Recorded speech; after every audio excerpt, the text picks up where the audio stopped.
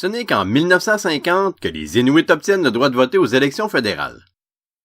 Les Indiens inscrits, c'est-à-dire les Autochtones qui ont le statut d'Indiens, doivent quant à eux patienter jusqu'en 1960.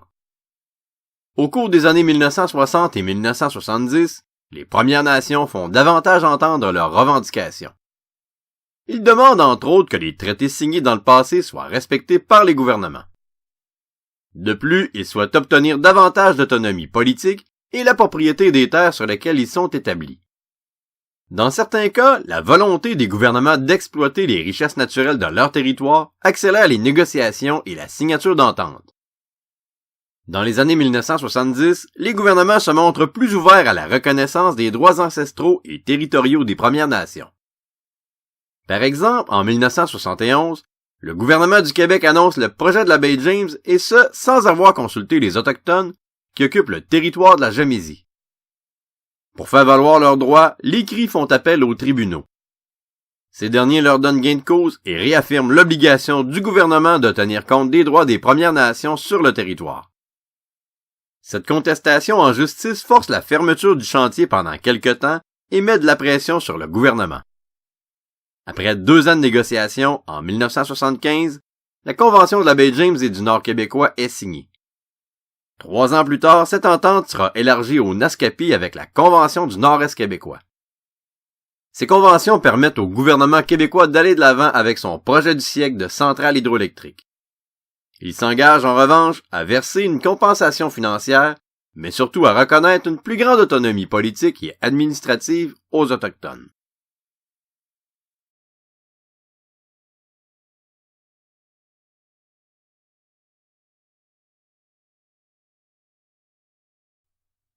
Malgré que plusieurs nations n'aient toujours pas signé d'accord avec les gouvernements, les tribunaux confirment en 1973 que les Autochtones ont des droits ancestraux qu'ils détiennent puisqu'ils utilisent et occupent depuis longtemps les terres de leurs ancêtres.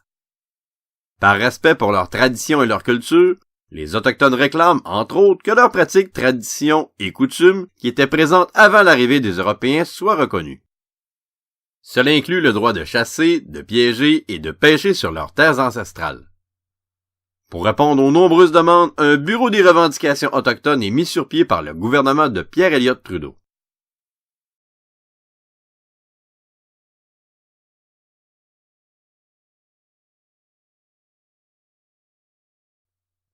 En 1969, le gouvernement fédéral espère régler une fois pour toutes la question autochtone. Lorsqu'il présente le livre blanc sur la politique indienne, il annonce qu'il prévoit mettre fin au statut particulier des Autochtones et qu'il souhaite les considérer sur le même pied d'égalité que le reste des Canadiens. Pour ce faire, il désire abolir la loi sur les Indiens et annuler les traités qui ont été signés par le passé. Cette politique indienne du gouvernement fédéral du Canada, présentée par Jean Chrétien, est perçue comme une tentative d'assimilation par des associations autochtones, comme la Fraternité des Indiens du Canada, qui se mobilisent afin de le dénoncer. Face à la contestation des groupes autochtones, le gouvernement annule le livre blanc en 1970.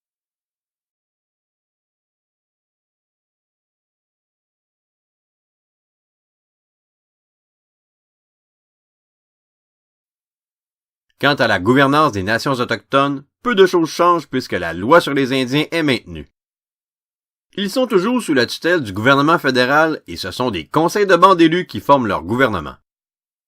Cependant, les conseils de bande ont des pouvoirs limités et revendiquent une plus grande autonomie afin de pouvoir prendre des décisions en matière de services sociaux, de santé et d'éducation, mais aussi pour pouvoir participer à la gestion des ressources naturelles de leur territoire. Dans les faits, les conseils de bande aimeraient détenir les mêmes pouvoirs que les gouvernements provinciaux et s'assurer de la survie de leur culture.